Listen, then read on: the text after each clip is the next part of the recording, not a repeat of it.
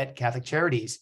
Welcome to our monthly conversation, our brown bag conversation around race equity. I'm going to turn it over to our producer and director, Ms. Jean Butler. Thank you, Father John, and welcome to all of you, and thank you for attending our session today, and for those who will be watching it later. Today we're talking about broken church and broken people, and our speaker I'm going to tell you a little bit about in just a few moments. I want to acknowledge our assistant, Miss Riley Scanlon, who will be playing the video of Lift Every Voice and Sing. Riley, thank you.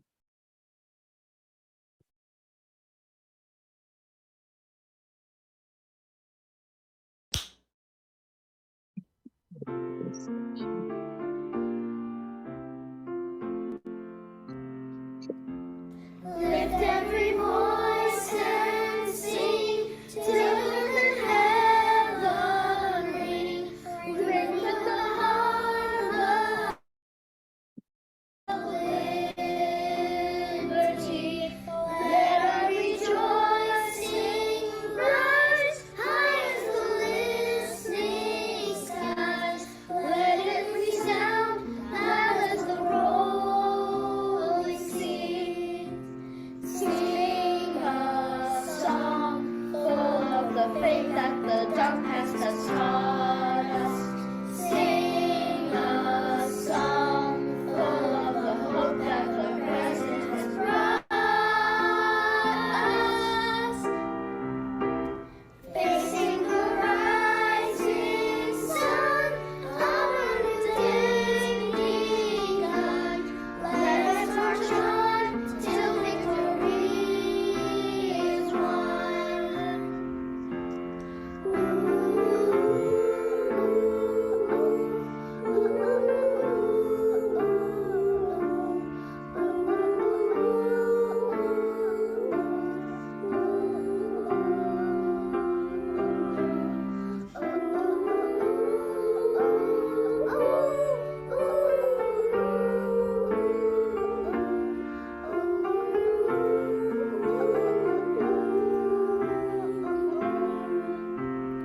Sing a song full of the faith that the dark past has taught us. Sing a song full of the hope that the present has brought us. Facing the rising sun of a new day begun. Let us march on till victory is won.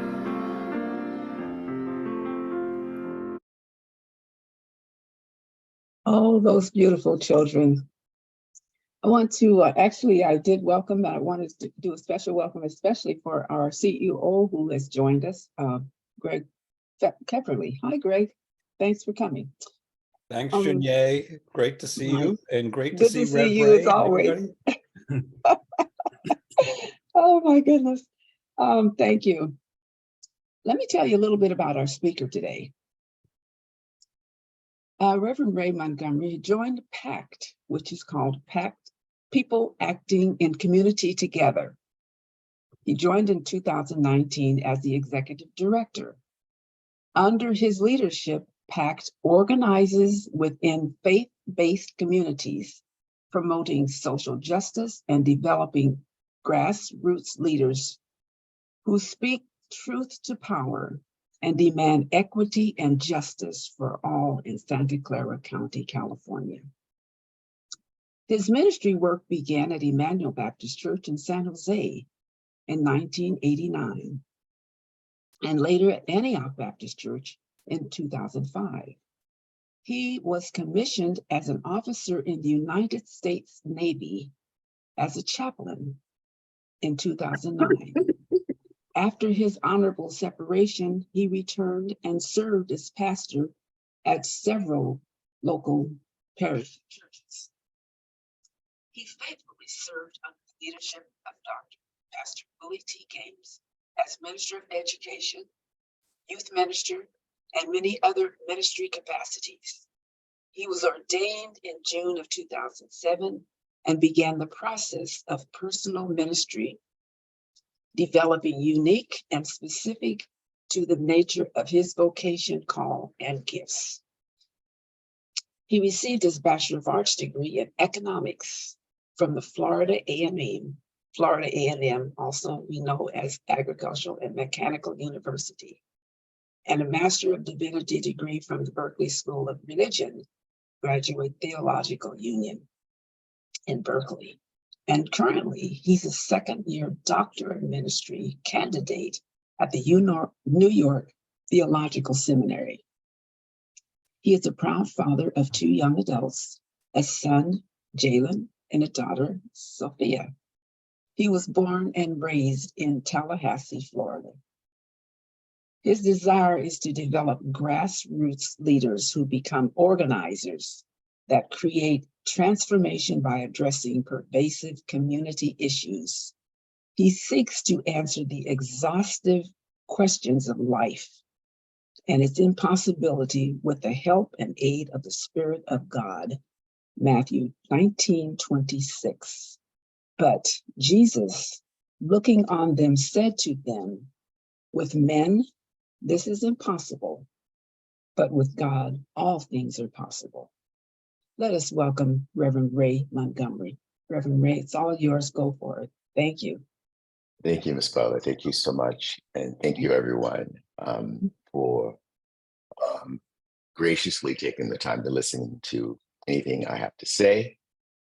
Greg, it's always good to see you. Father John, love both of you and all of you dearly, and grateful for the work that you have provided for the Santa Clara community all of these years. We are blessed by you, Ms. Butler, for your support in the backgrounds and what you do here. So it's always hard to live up to a bio. I hate bios. It's like, who are they talking about? But I guess that's me. So I want to dive in to share just some conversation and then later engage in dialogue with this idea of brokenness, broken churches and broken people, broken systems. The brokenness, broken people, broken churches, and broken systems. It's less about the institution of churches, but more so about us who are prophetically called by faith to the work of the divine. So the question I have to start off is when do we want justice? And the response rhetorically is always, we want it now. There's also to be said that justice delayed is justice denied. So right now, many people in Santa Clara County are feeling that denial of justice, that they're feeling that denial of not belonging. They're feeling disenfranchised with the process that's taken on a daily basis that threatens them and their livelihood and their lives every week. Just to give an example and contextually, if we think locally of what's happening here in San Jose, it would actually feel like it's happening. We're no different than what's happening in Florida. We have political people who have a need to be reelected, so they're serving to their base. We have a people who made a decision back in 2018 or so for Measure E for the purpose of creating a fund for sustainable housing for individuals who were transitioning out of being unhoused. But stakeholders who have power are able to act without consequences, will do things to put themselves in a position to appease their base.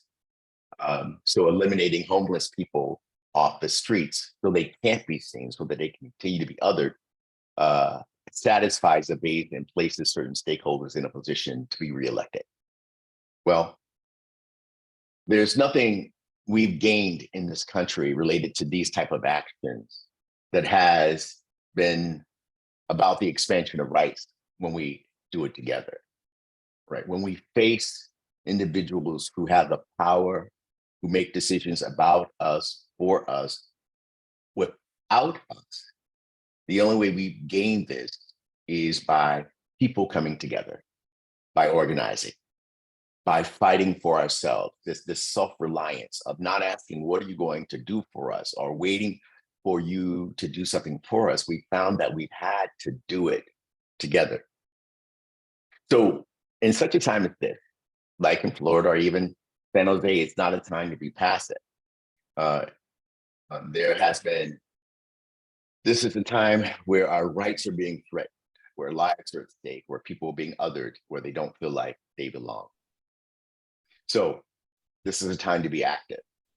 It's a time to participate in coalition building and strengthening the bond between people, right? And we'll recognize that we have more in common than we have that separates us. Then the most important thing is that we cannot do this alone. We cannot fight a broken system alone. So we must stand collectively and let it be known that no one should stand alone. So understanding this, we take a look at broken systems and we look at broken people. We look at a system that has historically caused harm, particularly here, if we read two particular books, The Color of Law and The Devil of Silicon Valley, we see how the harm, it has not been unintentional, but it has been constructed and designed for the gain of a certain people. So the question is, how can broken people change a broken system, right?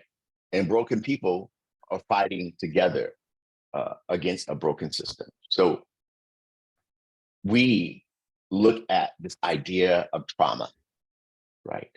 So we have a broken system, people who are historically broken, and the result of that system and its effect on people. So consider this idea, historical trauma, right? So historical trauma refers to the collective emotional and psychological damage experienced by a group of people who have endured significant adversity throughout their history. So we're not just talking about present day trauma, we're talking about historical trauma, and this trauma has been passed down through generations, affecting cultural, affecting spiritual, and affecting psychological well-being of individuals who are within the Santa Clara County community. So imagine this, and I see Pastor Sean on the table, he's ministering and he's preaching the good word, which is, it is a liberating word.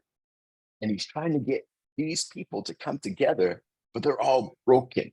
They're all shattered. On a regular basis, they go through life and they're triggered by things that they have no idea what's triggering them. And it's the trauma, it's the historical trauma that's present in their life.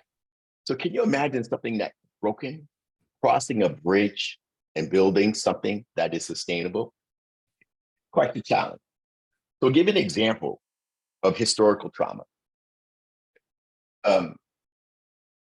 Many indigenous people, and this is indigenous land, so this is contextual to the land that we're on. Many indigenous people have experienced historical trauma due to colonization. They've been forced to relocate. They've had to experience discrimination and other forms of oppression.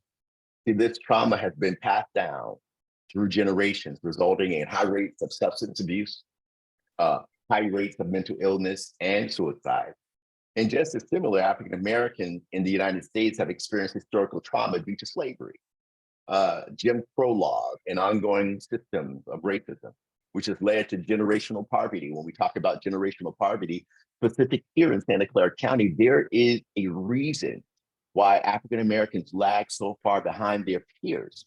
It's because the system was set up through redlining, through only putting resources of infrastructure that can flourish and bring wealth and well-being of health and prosperity on one side of the community, but then you go to the east side of San Jose, or you go to the east side of Palo Alto, you look and see that that infrastructure is not there.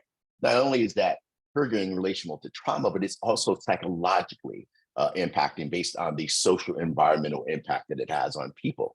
So the point of introducing trauma is understanding and addressing historical trauma. We have to address it because it's crucial for supporting the healing and well-being of affected communities. So this can involve acknowledging and addressing past injustices, promoting cultural revitalization, and providing resources for healing and resilience. Father John, I like that word, resilient. So here's the challenge and here's the question, right? Can we do both? Can we, a broken people, come together in coalition? Because we know that historically, it has only been through coalition. It has only been through coming together. It has only been through recognizing the differences. That differences, we have more in common than we have different. In order to come together, in order to cross that bridge of something called justice, cross that bridge into transformation, cross that bridge into prophetically having the things that the divine has desired that everyone would have: peace, generosity, love, harmony, community. So how do we do? And very clearly, it begins with recognition, right? Along with doing the work at the same time. The idea of a center of hope and a center of power is one that needs to be looked at in order to look at the people that are needed in this fight. There's a Pico principle that says, and it's a paraphrase, those closest to the pain are closest to the solution, right? But this is not just about individuals who are socially, economically disenfranchised. It's also about us partnering with people who have the time and the resources to help in the fight. But they're just as broken as well, because they have the same historical trauma that all of us have. Trauma is not relegated to only one community. It's just not an African-American historical slavery issue. It's just not an indigenous history of trauma for the indigenous people. We all historically, particularly if you are in the United States, have come from a place of trauma. There's not a people who have come to these lands who have not fled from some form of trauma, and they were looking for a better world. Unfortunately, we created a world that just simply duplicated what they ran from. And if I can speak to that contextually, we have to be careful when we look at systems and fighting systems and not creating the same system, but just giving it a name, a different name. To give you an example, we who organize can have a tendency to speak for people without the people, just like civic communities do, where they make decisions for the people without the people, about the people. And we have to be very careful what we call organizing, because organizing is just not about being a building power. It's about allowing people who are broken, allowing people to share their testimonies and share their story, not to be used transactionally, but they can actually, their voice needs to be heard. They need to be seen. So when we look at broken people and broken churches, because churches are filled with broken people, even though our faith gives us hope, our faith gives us joy, our faith gives us health and strength, we're still fighting in broken pieces. So the idea is this: can a broken people create something, even though they come together, that's sustainable without dealing with their brokenness? Right? Can they do it without acknowledging past injustices? Can they do it without the revitalization of their cultural system? Or can they do it without the resources? And can they do it without a healing to get to this place of resilience, to get to this place of reliance? It's a question that I don't have the answer to, but sitting in talking with people about what are the most pervasive issues, what are the most pervasive issues that create challenges for them? You know, how do they deal with their hurts, their pains, their losses, right? And many of the times, if you sit with people, they know what they need, but they don't know how to get it. So broken people and broken churches and broken systems need to be acknowledged, but they need to be done in such a systematic way that guarantees that if we can address brokenness, we can move towards the work of fighting for justice at the same time. In doing so, we are able to create sustainability, because that's what we want. That's what resilience is all about. It's about being able to create a sustainable, resilient community that has the tools and the resources, and more so than anything, the courage to deal with themselves, to deal with the issues, and to deal with being able to speak truth to power. So it's very complicated and complex when we begin to look at some of these issues of brokenness. In a book written by Oprah Winfrey and another doctor, and I like Oprah Winfrey because she's had over 30,000 conversations, and nothing can ever take the place of listening. And she's listened to people who were broken. But one thing we learned from listening collectively to broken people and having thousands of conversations is that we can determine that there is a wisdom that can be gained from collective trauma. If we can learn from trauma and past experiences, we can use that as wisdom. People of faith say wisdom comes from God. People of faith also say nothing is wasted with God.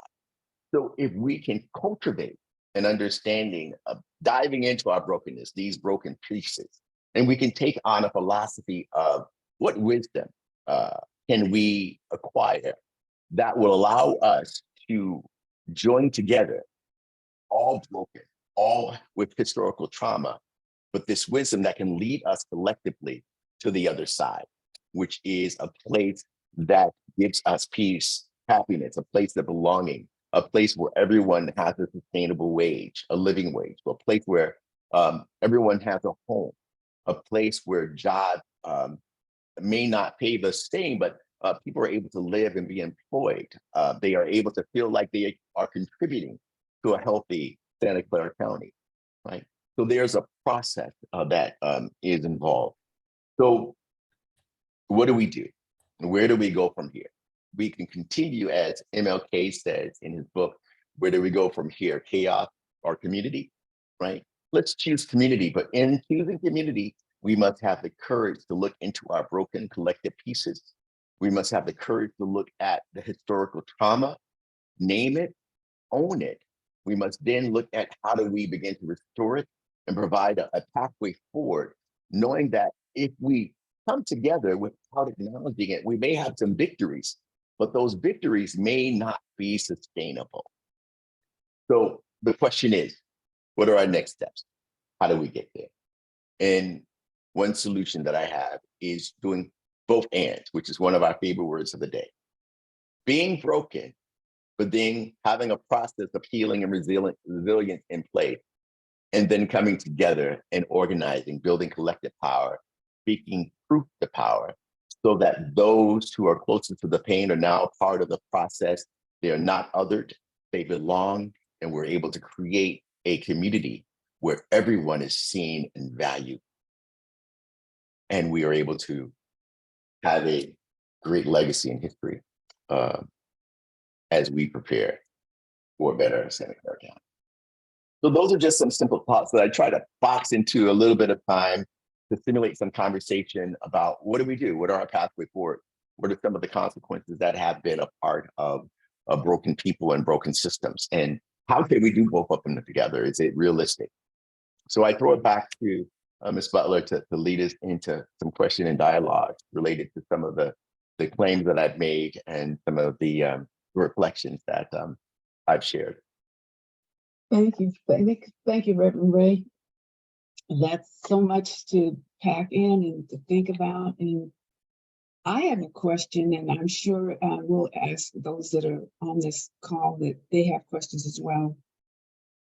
What, in your own experience, is the role of religious congregations, that means the people in the pews, for fighting the broken system? That's a great question. Fighting broken systems by a broken church, because we're broken, because we are in it, right? First, we lay claim to our faith, right? One of the great scriptures for me is that we have a responsibility for taking care of one another. There's a scripture that says, the poor you will always have with you. Now, I always question that, right? Because it was a question that there will be some that will have, and there will be some that have not. The reflection is, and the question is, why do those who are poor remain poor? And it's because of the system. But yet, why are others who have? It's because of the system. All of us are complicit. We all participate. So one of the roles of communities of faith, I believe, is to acknowledge that we have a responsibility to take care of those who are socially and economically disenfranchised. But yet at the same time, we have the responsibility to be transformative, because our prophetic faith says that our faith transforms us into life, right? You teach a person how to, you give a person fish he'll eat for days, you teach them how to fish he'll eat for a lifetime. So from a community of faith perspective, we acknowledge both and we take on the responsibility and gain the courage to begin prophetic work that is transformational by way of justice, that impacts people based on what they're saying that they need. So acknowledgement, and then action, which is basically organizing. So what does that basically look like then? You probably answered it, but I'm still trying to process that. What does that look like within, what does the healing look like within the congregation? For me, healing looks like acknowledgement. Healing is acknowledgement, and then creating an environment that allows one to grow within their pain. But to give you an example, I don't think that, give you an example, if we lose a loved one, that pain never ever goes away, right? And if you don't get spiritual counseling or a system to help you during your ups and downs, your ebbs and flows of that grief, you'll suffer needlessly. But if you get the help that you need, you have a system, you'll find that over time, you still feel the loss and you may feel the pain, but when you're able to stand, you're able to have joyous memories that help you get through the tears, and you're able to live a fulfilled life.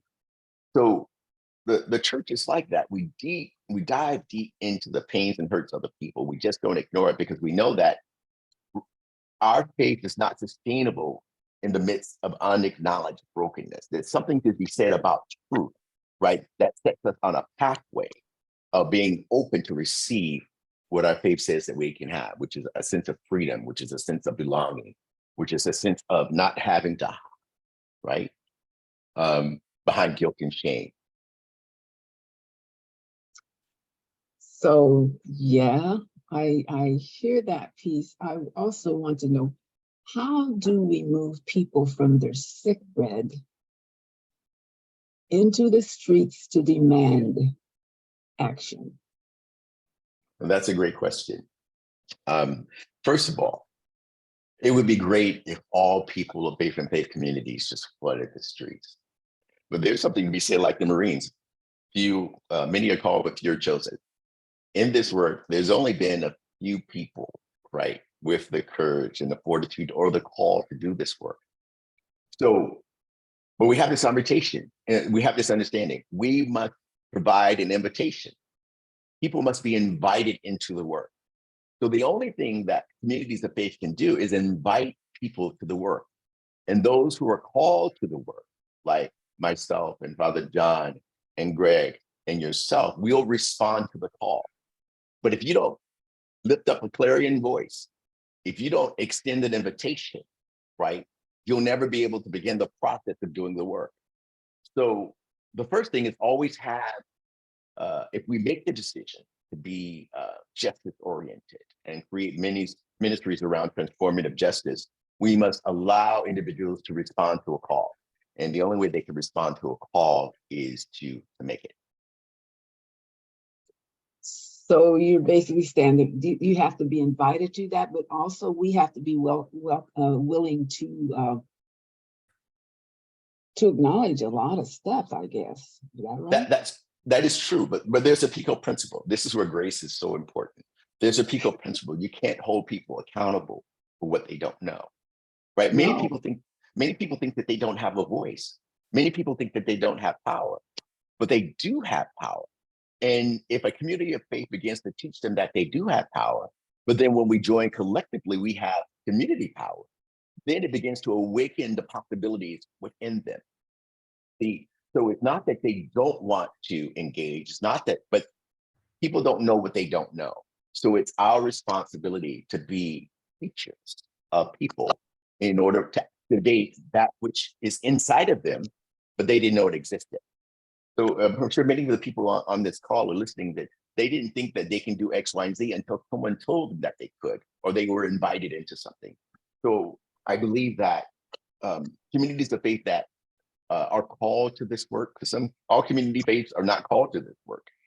We have many in our Santa Clara region who would not be interested in doing a work of transformative justice, who wouldn't be interested in doing housing work or immigration work, where they may just be comfortable feeding or providing clothes, because this is a very difficult work and many people aren't interested in that challenge. It's messy, right? And it takes a special type of person to sacrifice their life to dive into a fight against powerful beings, people who already have power, when the power that we have is collective people power. There's a question in the chat. It says, is accountability from those who harmed an important piece to the healing process, and is that possible? That's a great question. Is the accountability on those who created the harm? I like to look at it this way. I believe in self-reliance, right? Never do for those who are not willing to do for themselves is another PICO principle, right? Harm has been done, right? And you may never get the acknowledgement of the individuals that have created harm, ever, right? Historically or present day. So I would say that it is best to focus on what can we do collectively, right? What self-acknowledgements can we make about ourselves? What claims can we make about our faith, where it says, in my community, and I'm from the South, and you see that I'm from Florida, we used to sing a song, Lord, don't move the mountain, but give me the strength to climb. Don't take away the stumbling block, but lead me all around. See, that's a self-reliance on one's faith and another person being able to do the work. We recognize, right? Recognition, acknowledge what's in front of us, but through our faith, we're empowered. We don't need the mountain to say, I'm steep, because we already see it steep. We don't need the valley to say that it's low. We already know it's low. So relational to people who have created harm, acknowledging it and being accountable for it, that's something that I'm not counting on. But what I love to rely on is people who are able to see it for themselves and become self-reliant and say, we're going to join together. Regardless of what they do, we're going to hold them accountable and we're going to create power. And there are going to be consequences for whether they acknowledge it or not. There are going to be consequences for them not hearing the word of the people. Thank you. I'm not the only one that having questions here, but I have one more question that I want to ask those in our audience to please ask questions as well. Dr. King said that the most segregated hour in America is on Sunday morning. What are we doing, or should our congregations be doing, to address the racial and ideological segregation that has caused so much division in our society? Yeah, that is a very tough question. A very tough question. Here in the Bay Area, we have the Belonging Institute. Again, I think that we suffer for a lack of knowledge, right? Not a lack of ignorance. It's just, again, people being allowed to know what resources that they have together, that they have. So the idea that a belong circle is an opportunity for cross-cultural connections, for cross and interfaith connections, for people that are just different, right? That sit on the opposite sides, that are juxtaposed to each other. So what is the responsibility? Again, if the people are able to identify some of the things that they need, some of the things that have been historically problematic, but then they're given the option to do something about it, I believe that they can. It's kind of hard to expect people to achieve, i.e., the abolition of segregation without knowing how to do it. In order to ride a bike, you need training wheels, right? It would be great to come out of the womb and have balance right away.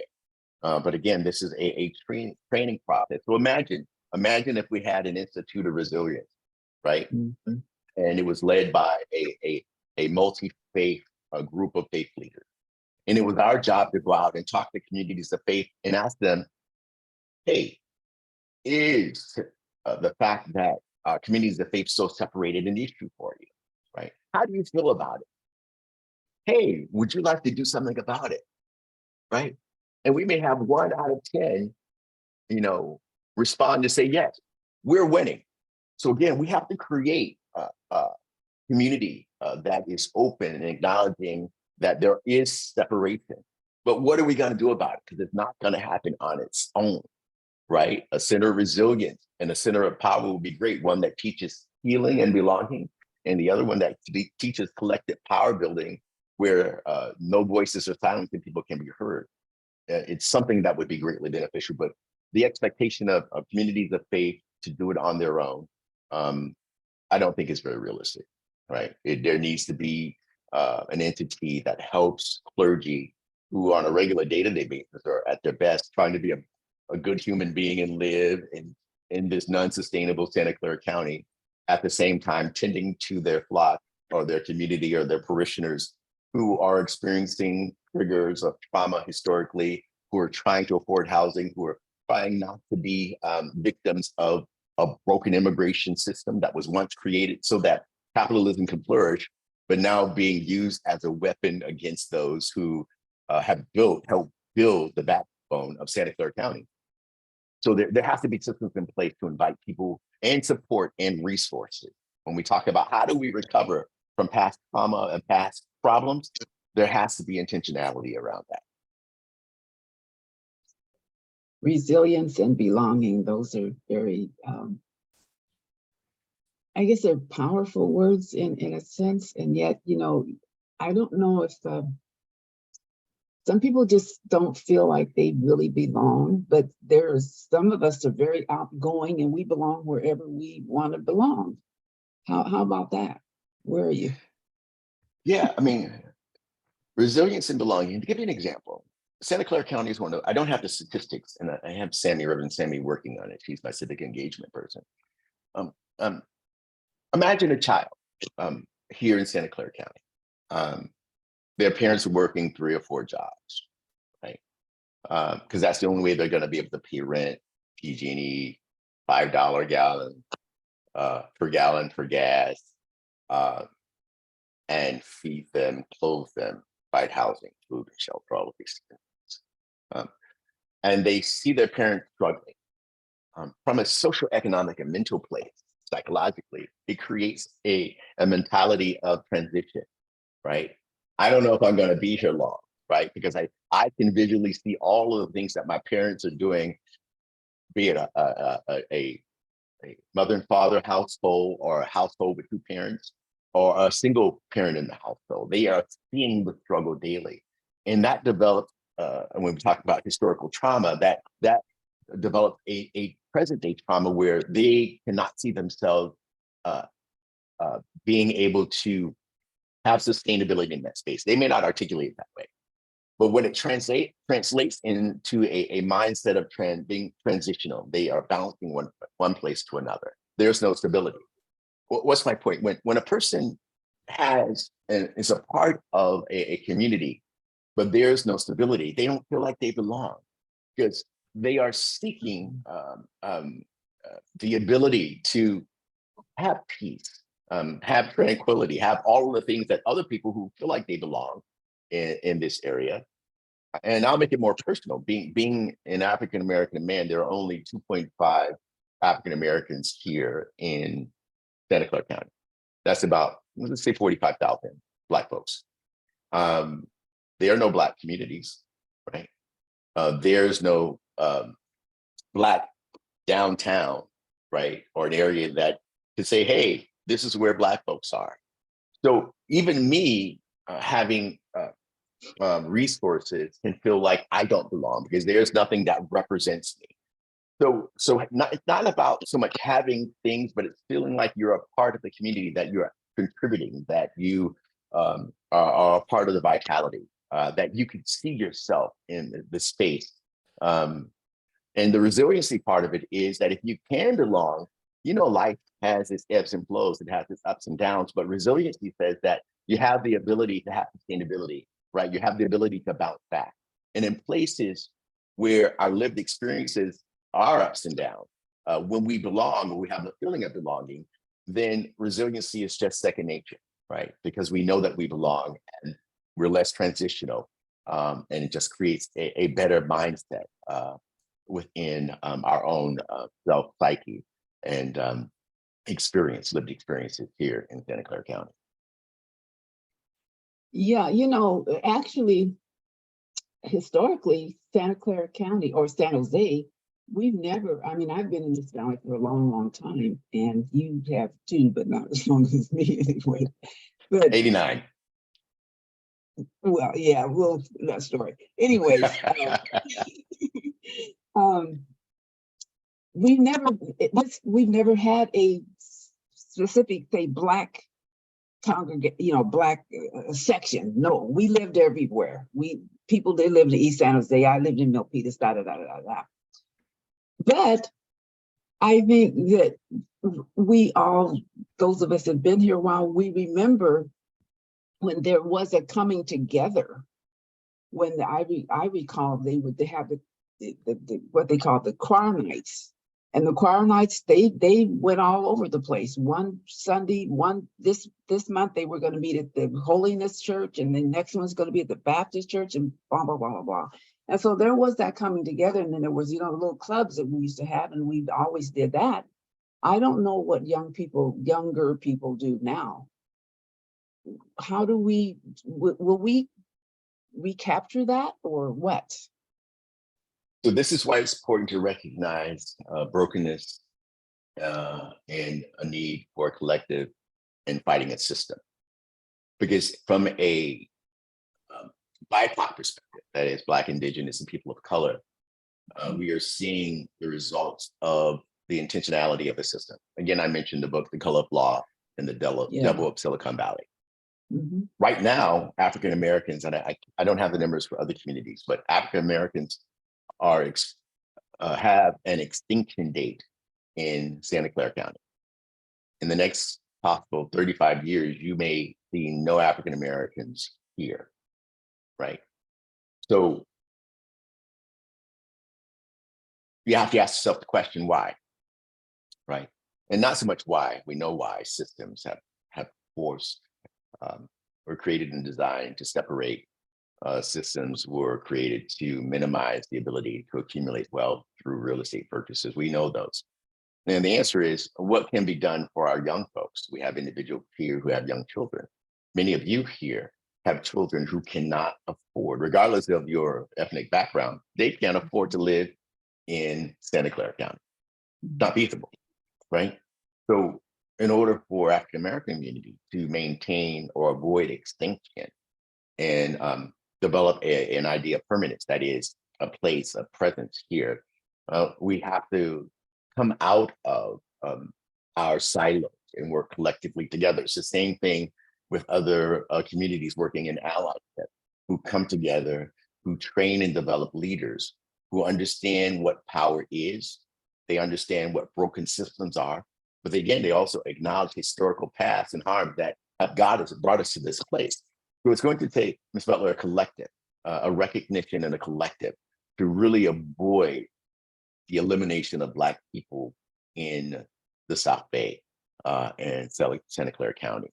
In order to do that, there has to be an agenda. We have to have the ability to develop leaders. When we talk about belonging, right? When you are able to see yourself in other people, you feel like you belong. Right now, we have no Black electeds in any positions in the county or cities. I won't say any, we have very few. I would say that number is probably 1% out of all elected positions of people. So when a people, not just, but when humanity cannot see themselves where they live, it creates a challenge. And the question is, what should you do to respond, right? I'm old like Father John. I could pack up and retire and go live on an island with flip-flops. And I think he wants to go to Hawaii. I want to go to some Caribbean island, put on flip-flops, swimming trunks, and a t-shirt. We can leave it. We can leave and be gone in peace. But I think earlier you asked, what is our responsibility? And as people of faith, community of faith, we have a prophetic responsibility to respond, not just for our own individual communities and culture, but for humanity here in Santa Clara County. So there's a response that needs to happen, right? And without the response, the results are evident.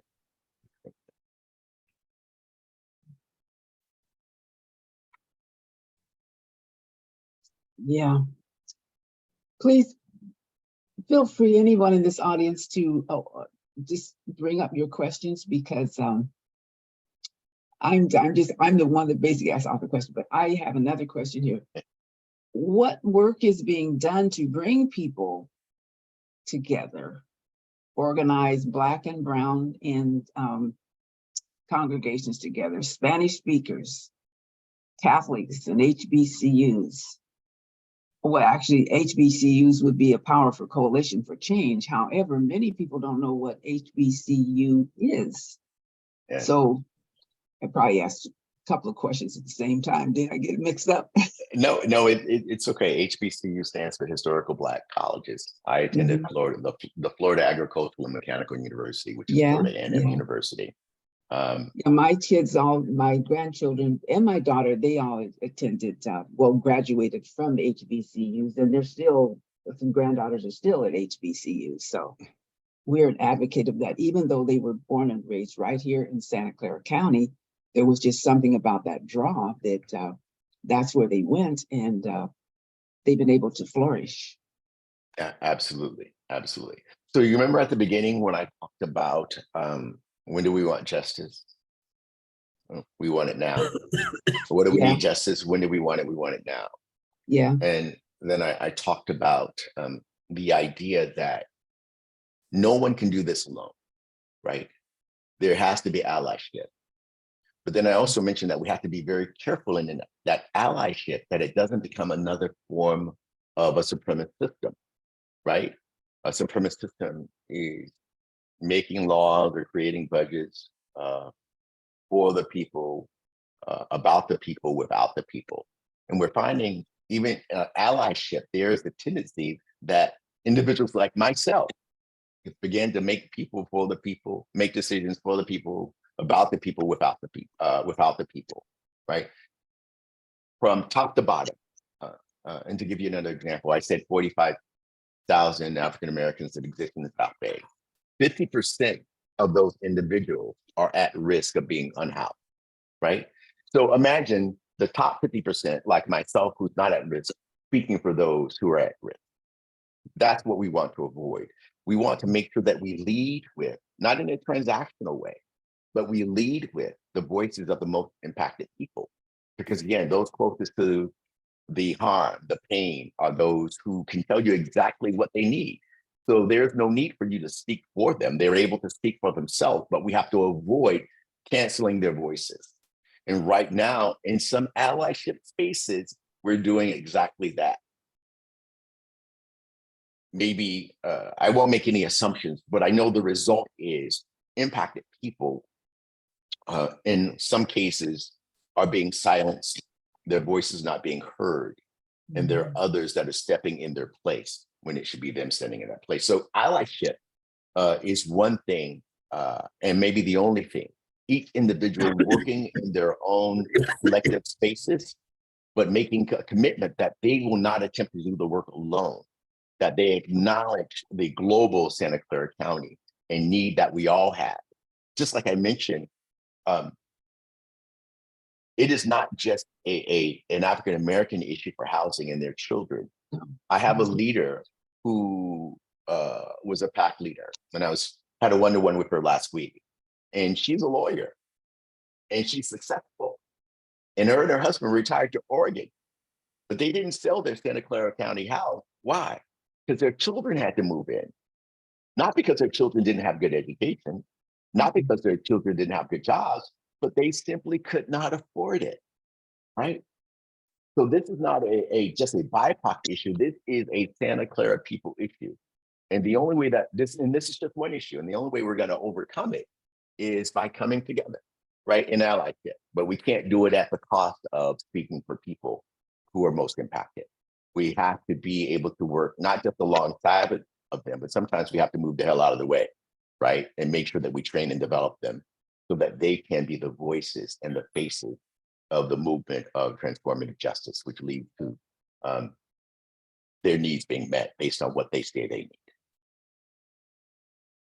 Thank you, Reverend Ray. It's all powerful. It's just so much to really kind of pack in. And I think as a person who's been here for so long, you've seen all the changes, but you've seen what we call the good days and our people coming together in that whole kind of a working network. And then you see how it kind of fell apart. We don't know when it fell apart, but it did. And so that's back where we are now, and how we can go forward. As Dr. King says, you know, what next? What will we do next? I certainly appreciate all of your comments, and it's a lot of us, so much that's really happening that we basically are a part of, and it's not the me piece. It's about all of us. And because, you know, we always say that a prayer for less than, that doesn't include everybody, it's just not a prayer, because you have to include everyone, because that's just how it works. I'm telling you, I'm going to stop and let somebody else ask a question. We have about a few more minutes. I'm looking directly at a person who's smiling, so I'm going to ask him to talk. No names. Thank you. And Rev Ray, I've just loved this dialogue and questions, Junier and Rev Ray, on this. And you know, one of the things from Catholic Charities' perspective, we hold this kind of unique hybrid mission of this direct service, the convening, and a purpose of advocacy, which really is rooted in transforming society. And yet, you know, I think as service providers, we often struggle with the reality of the need to engage in organizing and in supporting the community voice, rather than us, as you were saying, rather than us individuals necessarily speaking, basically being facilitating, accompanying, engaging the community, so that their voices together can be heard loudly. And that's why we have, you know, Father John and Junier and MJ and others in our work to try to do that. In your work on the organizing side, what's your sense? You know, talking about broken people, broken faith communities, broken communities. What's your sense of the best way a service organization, you know, as an ally, can be an ally to, say, an organization like PACT or a community organizing effort? What's going to be most meaningful and supportive for lifting up that community voice and power? Yeah, that's a great question, Greg, and thank you for all that Catholic Charity does. I'm going to use an old school word. I use this word, and Ms. Butler said in my bio that I was an econ major, and a word that we often use was stopgap, right? Stopgap, and that simply says, you know, in layman's term, I'm gonna stop people from falling through the cracks, and Catholic Charities has been that heel, you know, that buffer that is needed in Santa Clara County for years to help people from losing hope and falling through the crack. There are multiple things that Catholic Charities and organizations like PACT can do, because you engage so many people on a daily basis. The ideas of being powerless because they are in need of help could potentially be a prevailing mentality. You know, oh, I really can't be important because here I am getting help by an organization. But I believe there's an opportunity through the work of Father John and those who are organizing in his space to continue to build hope by getting them involved, by asking them questions and inviting them into the work.